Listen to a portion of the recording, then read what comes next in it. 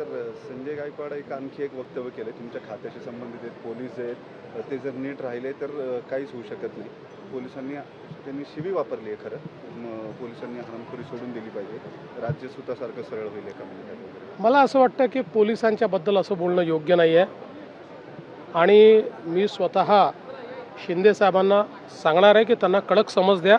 हे असं चालणार नाही, हे योग्य नाही आणि वारंवार जर ते असं बोलत असतील तर त्याच्यावर ॲक्शन घेतली जाईल. पीडित आज तुम्ही पहलगाम हल्ल्यामध्ये जे मृत्युमुखी पडले त्या दोन्ही गणगोटे आणि जगदाळे कुटुंबियांची भेट घेतली.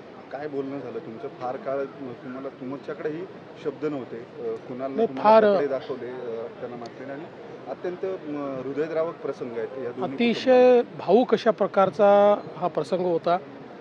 खरं म्हणजे सगळेच निशब्द होते आणि विशेषतः आसावरी जगदळे यांनी ज्या प्रकारे तिथलं वर्णन केलं, कारण त्या स्वतः त्या ठिकाणी होत्या, ते ऐकून अक्षरशः कोणाचंही मन हेलावून जाईल आणि कोणाचे रक्त पेटेल अशा प्रकारचं ते वर्णन त्या ठिकाणी होतं.